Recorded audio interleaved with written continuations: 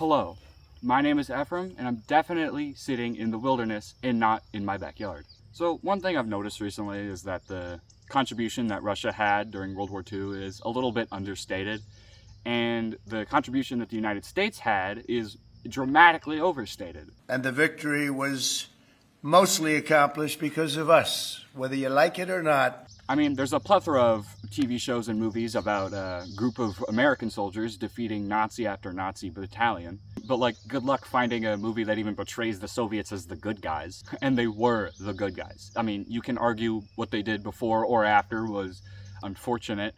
To claim that the Nazis were the lesser evil in World War II is kind of funny. And, I know obviously the reason for this was the Cold War and specifically the Red Scare. And that has had disastrous consequences for the country as a whole, including Trump calling Kamala Harris a Marxist. She's a Marxist. Everybody knows she's a Marxist. Which is not the case. And of course there's that and the whole trade unions becoming nearly impossible to find, which leads to overall wages in America being a lot lower. But that's lame. The real consequence is that we don't get any Soviet Union soldiers mowing down Nazi battalions. Instead, we get Red, White, and Blue Man talking about democracy and freedom with a bald eagle shrieking in every scene. So to try to meagerly counteract this even a tiny little bit, I'm here to talk today about the Soviet versus Nazi showdown during World War II, dubbed the Eastern Front.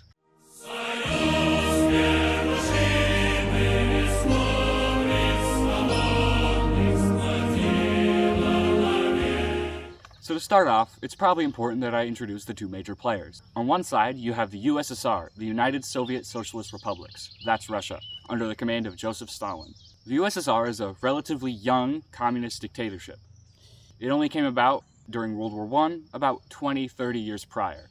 Now, this is the part where I try and explain what communism is to you, but there's so many varying definitions even among the followers of this ideology that all you really need to know about this country is that the economy, and by extent everything else, is under complete control of the government. You can compare this to the United States, where I live, which follows free market capitalism, in which the government plays very little role in the economy as a whole.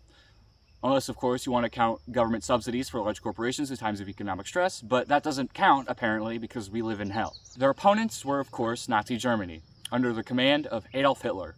Germany, at this point in time, was under a fascist dictatorship. Now, I know fascist is a loaded term nowadays, I wonder why, but just trust me. Fascism has a little bit more of a concrete definition than communism. It's essentially just an ultra-nationalist ideology, which typically prioritizes a specific group or race.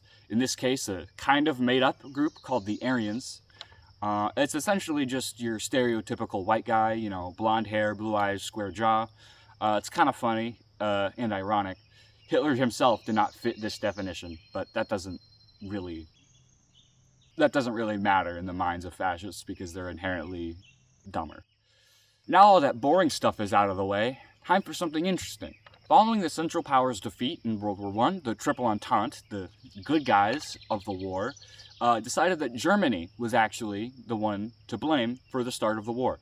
Which, reminder, the start of the war was a Serbian guy shooting the Archduke of Austria-Hungary.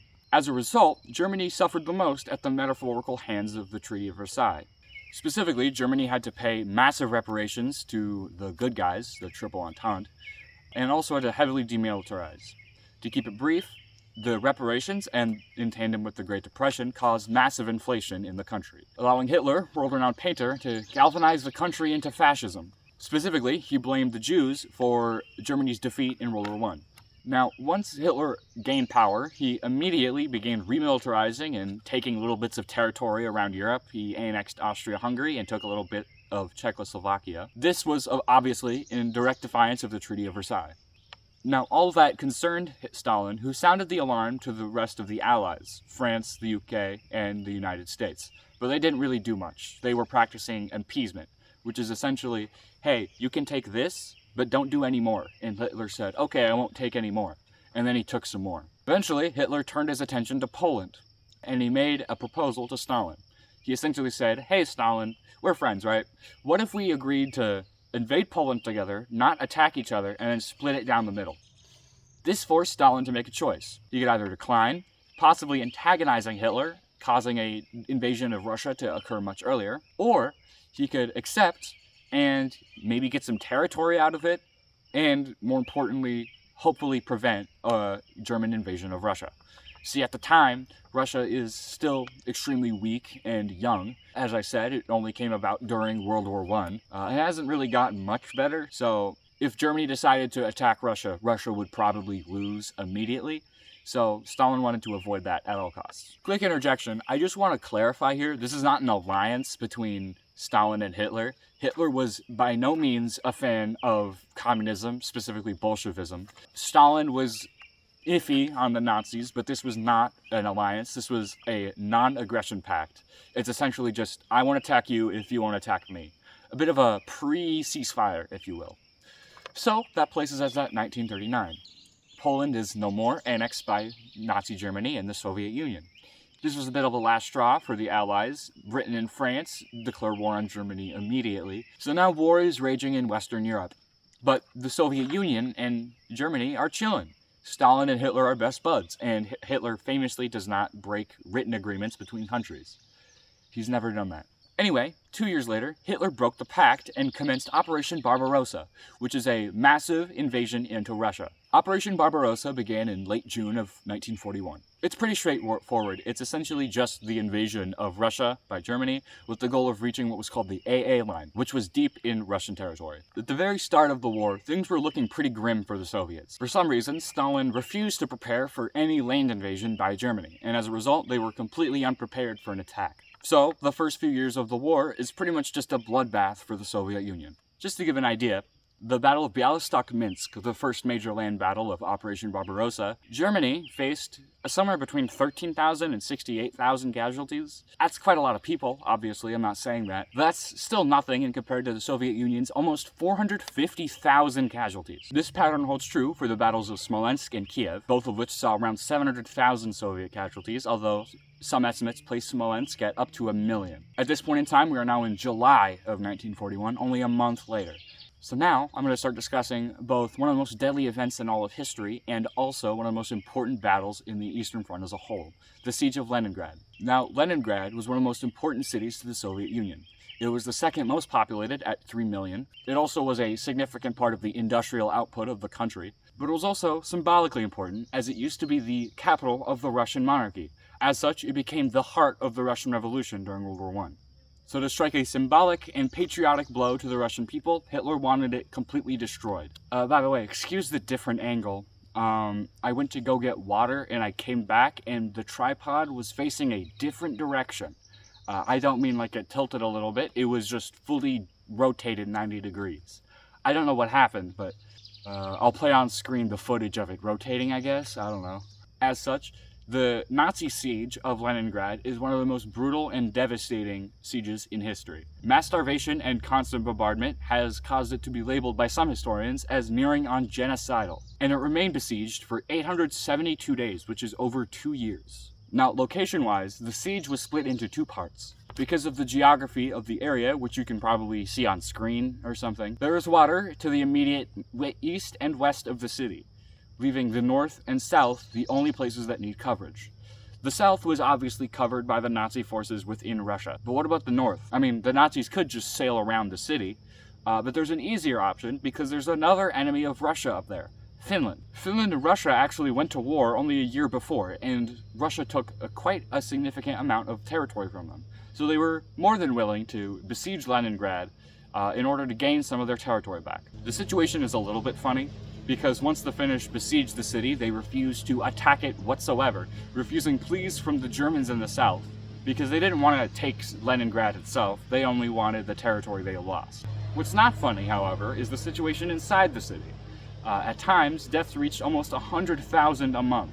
Cannibalism and murder for rations became common, and constant bombardments made the whole situation within the city pretty hellish. Soviet resistance to the siege was fierce, both inside and outside. There were several outside attempts to break the siege, such as the Sinya-Vino offensive and Operation Iskra. Although the Nazis were ultimately unsuccessful in the destruction of the city, the Russians still suffered immensely. Somewhere between 1.3 million and 2 million soldiers and civilians died, mostly as a result of starvation and bombings. The general historical consensus is that the Siege of Leningrad is the most lethal siege in all of history. Full stop. At this point, we are nearing the end of 1941, around September or October, and specifically now, Operation Typhoon has begun. This is a German plan that's specifically to take Moscow, the Russian capital. The plan is pretty simple, and I am going to simplify it a little bit, but it's essentially just to take the cities of Vyazma and Bryansk and then continue on to Moscow. The plan started out pretty well for the Nazis, as they did win the Battle of Bryansk.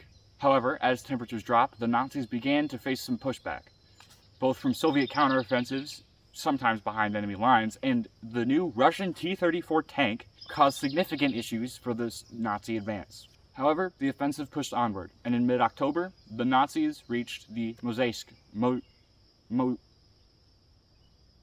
line, which was more or less the last line of defense before the city of Moscow itself. The Germans decided to not attack directly, but instead skirt around this line and take the city of Tula, which is directly south of Moscow. Unfortunately, as a result of unfavorable weather conditions, the Germans decided to halt their advance. For about 2 weeks, until November 14th, the Germans decided to stay put.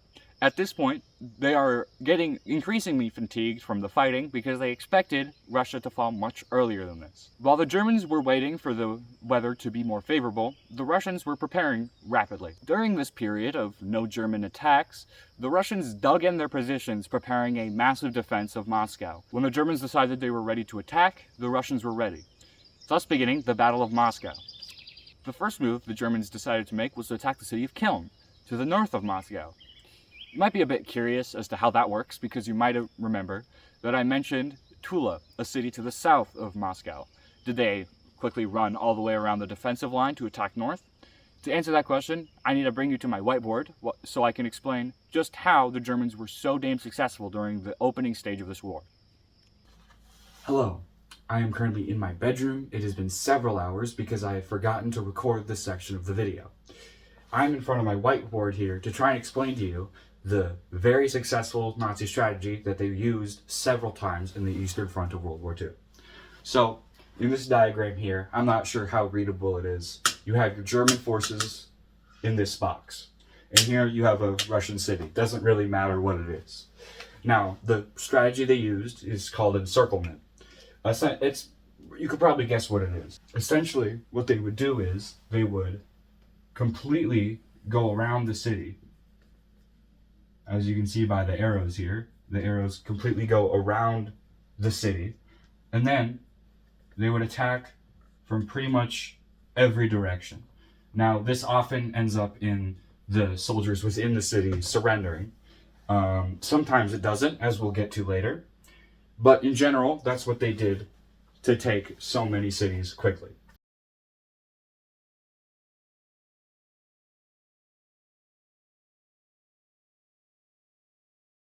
Okay, so we have here a similar setup, only this time this is specifically for the Battle of Moscow, which is what we're talking about in the video. You see here in the squares, again, the German forces, and we have the Mozhaysk defense line right here, city of Moscow is right here, and then the cities of Kiln and Tula in the north and south, respectively. Now, the attempted strategy was to take the city of Tula while taking the city of Kiln, and then eventually go around and completely encircle the city of Moscow, attacking from every direction. Back to me outside, sitting on the very comfortable fire pit.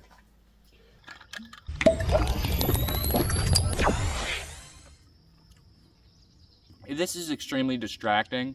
It's because I took a sip of my water, and because I'm bad at stuff, I spit it out accidentally on my shirt. Anyway, in the north, the city of Kiln was taken by the Germans after fierce fighting on both sides. The Germans attempted to move onward, but they were halted by Russian resistance. In the south, progress was slowed by fatigue, lack of fuel and supplies, and intense Russian resistance. Regardless, the German army was able to capture the area around Tula, although the city itself managed to hold on. On November 25th, the Germans turned their sights on the city of Kashira, a city that is directly in between the German forces in the south and Moscow. This is the last urban position in stopping the Germans from directly attacking the city of Moscow. And it was also an important Russian military headquarters, so the Russians were very desperate to not let it fall into enemy hands. After fierce fighting and a lot of armies being thrown at the German advance, they were able to repel the Germans. The Germans saw that they had failed to take either the north or south decisively, and as a result decided to try and just break their way through the defense line. Sorry about the angle change again, I ran out of storage on my phone. As you've seen, the Soviets have been defending extremely well so far, and so this also failed. At this point, we're reaching December of 1941, well into what can be considered winter. If there's one thing you need to know about Russian history, don't invade it during the winter. To illustrate my point, we're going to go back in time a little bit, back before World War I even, all the way back to 1812, during Napoleon's dominance over Europe. Napoleon, you've probably heard of him, is considered one of the greatest military generals in history. While he did have several military victories, he also had a few losses, and one of them was the invasion of Russia. Ironically, this invasion also started in June of 1812. He had over 450,000 soldiers, which is a pretty substantial force for the time, and he embarked into Russia. 6 months later, in the middle of winter, obviously, he returned with less than 20,000 men still under his command. This wasn't some strategic genius on the Russians' part. This was simply due to the fact that Russia is a very cold place in the winter, and a lot of outsiders are not prepared for winter. However, Russians who do live in Russia, including during the winter, are prepared for the winter, and as a result, have a massive advantage when it comes to combat.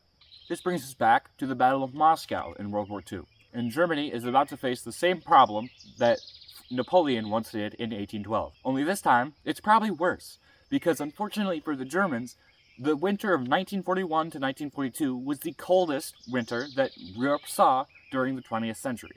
It's kind of hard to find concrete numbers during a wartime situation, obviously.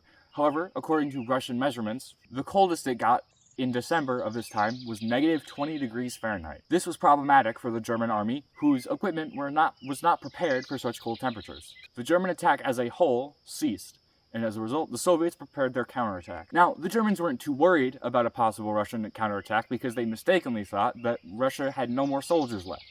However, Stalin, upon learning that Japan, all the way in the Far East, had no intentions of invading, called all of his reserves in Siberia and that area to the defense of Moscow. On December 5th, the Russian counterattack began on all three fronts. After a little more than a week of fighting, Tula and Kiln were completely secured. Hitler, fearing a defeat at the hands of Russia, ordered his generals to stand their ground completely and not give up a single inch of territory to the Russians. However, his generals kind of agreed that that was a terrible idea. Their positions were not defendable whatsoever, so they kind of all disobeyed his orders. All in all, the Russian counteroffensive ended on January 7th, 1942. The battle was costly for both sides. Soviet Union had around 1 million casualties to Germany's 500,000. However, the counteroffensive had stomped Hitler's hopes for a quick end to the war. One of the major problems that Hitler's armies faced during this attack was that they kind of ran out of fuel. With no fuel, they can't really use their mechanized vehicles. To address this problem, in late June of 1942, Case Blue was launched. This was a German operation to capture the Northern Caucasus region in southern Russia. The Northern Caucasus were very important to Russia because that's where their oil fields were. If Germany could take this, they could take the fuel for themselves and cut Russia off from getting any fuel. The plan was relatively straightforward. German forces in the area would be split into two groups, Group A and Group B. Group A's job was to march south and take the oil fields, while Group B's job was to keep marching eastward towards the city of Stalingrad. Group A was partially successful, as they were able to reach the oil fields in the Caucasus region. Group B was also successful in its advance towards the city of Stalingrad, thus beginning the Battle of Stalingrad. Now, the Battle of Stalingrad is generally considered to be the most deadly battle in all of history. Well over 1 million people died in its 6 months of fighting. First-hand accounts taken from literally everyone involved pretty much unilaterally agree on one thing. It was hell on earth, to put it mildly. In my opinion, this passage taken from a German lieutenant really encapsulates the death and destruction that took place at the Battle of Stalingrad. The street is no longer measured by meters, but by corpses. Stalingrad is no longer a town. By day, it is an enormous cloud of burning, blinding smoke. It is a vast furnace lit by the reflection of the flames. And when night arrives, One of those scorching, howling, bleeding nights. The dogs plunge into the Volga and swim desperately to gain the other bank. The nights of Stalingrad are a terror for them. Animals flee this hell. The hardest stones cannot bear it for long. Only men endure. It's pretty hard to get across the brutality that took place in a subsect of a, admittedly, pretty brief video. And it's not just that. The intricacy and complexity of the fighting really makes the Battle of Stalingrad warrant its own video. However, because it is extremely important, I will do my best to summarize the events. The fighting itself truly began in September of 1942. Due to the urban nature of the battlefield, blood was shed in every building and for every inch of ground, even for something as simple as a grain elevator or apartment building. Soviet defenses caused the deaths of countless Germans, yet the German army slowly made progress through the city. By the 27th, Germany completely controlled the south part of the city, while the Russians controlled the center and the north. The fighting shifted to the industrial district in the north. In particular, 3 huge factories were the center of massive amounts of death. The Red October Steel Factory, the Barricade Arms Factory, and the Stalingrad Tractor Factory. These factories were refitted to become fortresses of destruction. These factories also faced the most brutal fighting of the entire battle, which is pretty impressive if you think about it. Over the course of several weeks, the Germans slowly advanced towards the factories, until the last of the factories remaining, the Barricade Factory, fell at the end of October. Things are not looking great for Soviet control of the city. Only small parts of the city itself are actually in Soviet control at this point. Things are not looking great, I'm not gonna lie. And in order to regain control of the city, Stalin and his commanders needed to do something quickly. Luckily for them, there was a weakness in the German army. Along with the Germans, there were Axis soldiers from other countries present at the fighting, specifically to protect their flank. However, unfortunately for the Germans, these soldiers were not only worse at fighting than the Germans themselves, but some of them were also Italian. Soviet commanders planned to break through these undermanned and underprotected lines, and using the very successful encirclement tactic that the Nazis were using, they wanted to encircle the city of Stalingrad and all of the soldiers fighting inside of it, which included the Germans. This was called Operation Uranus, and it was successful. The Russians did indeed break through the severely outnumbered Romanian defense lines and completely encircled the city. However, the German soldiers inside the encirclement refused to surrender. Typically, in encirclement tactics like this, the soldiers inside see the writing on the wall and surrender. However, Hitler himself refused to allow Paulus, the commanding officer inside the encirclement, to surrender. There was both a tactical and honor reason involved. Tactically, the encirclement completely tied up several Russian armies. If the soldiers inside the encirclement did surrender, they would be able to completely cut off Army Group A, which, may I remind you, is in the south in the Caucasus region. And if they were cut off, they would also be destroyed. That would be a huge loss for the Germans. However, there was an honor reason too. Hitler did not want to admit defeat. The situation is a little funny. Hitler literally promoted Paulus to General Feldmarschall. I don't know if I'm pronouncing that right, it's German. Which means that if Paulus did surrender, he would be the highest ranking German officer to surrender and be captured by the enemy in history. However, eventually every commanding officer was captured, and to avoid being cut off, Army Group A was forced to retreat, and the territory that they claimed was eventually reclaimed by the Soviets. Overall, the Axis forces suffered somewhere between 800,000 and 1.5 million casualties. On the other hand, the Soviets suffered somewhere between 1.1 and 1.3 million casualties. The fighting ended on the 2nd of February 1943, after 6 months of fighting in Russian victory. Now, this was a notable battle, not just because of the massive scale, but also because this is a major turning point in the war so far. Up to this point, Russia was definitely losing the war. However, after the Battle of Stalingrad, Russia was able to retake lots of territory that they had lost to the Germans, including the cities of Kiev and Smolensk. And there wasn't that much more that happened in 1943. So, 1944. Remember the whole Leningrad thing, the 872-day siege? Yeah, that's been going on this whole time. Since I mentioned it, it's just been happening. That is, up until January 27th of 1944, when, during an appropriately named Russian offensive, the Leningrad-Novgorod offensive, the Russian military was able to break the siege. In the summer of that year, the Finnish were also repelled back to whence they came. At this point in time, the Germans are mostly pushed out of Russia as a whole. Now it's time to take back the rest of Eastern Europe. Starting off with, of course, Crimea. Everybody saw it coming. The Ukrainian military, during April and May of 1944, was able to repel the German forces completely. Next up, we have a failed attempt to retake Estonia. The Leningrad-Novgorod offensive that I mentioned from earlier, yeah, that gets halted. Sucks, because the Soviets were really doing well.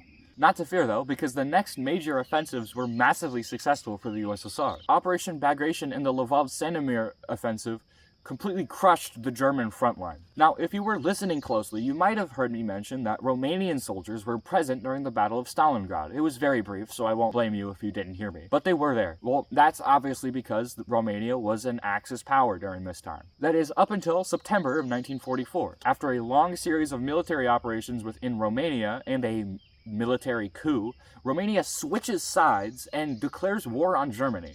For the rest of the war, Romania is a huge help to the Soviets. The last major push needed to get the Germans out of the Baltics was appropriately named the Baltic Offensive, which was a massive military campaign of several million soldiers which completely pushed the Nazis out of Eastern Europe.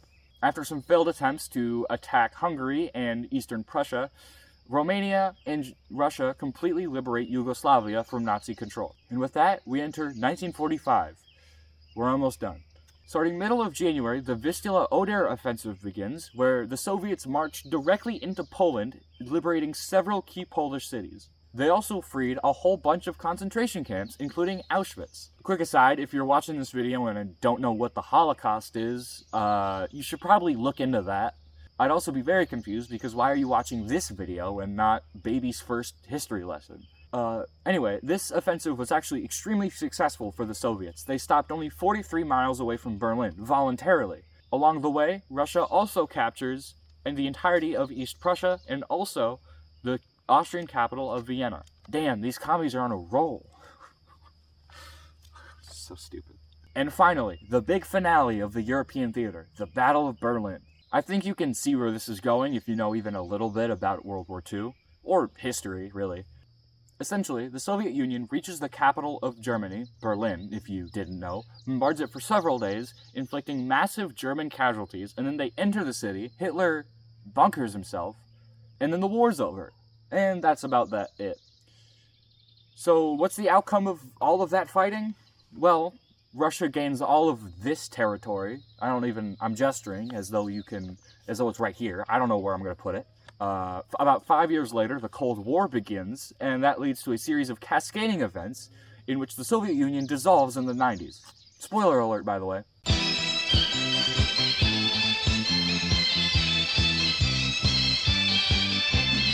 Oh, what the f*** is that?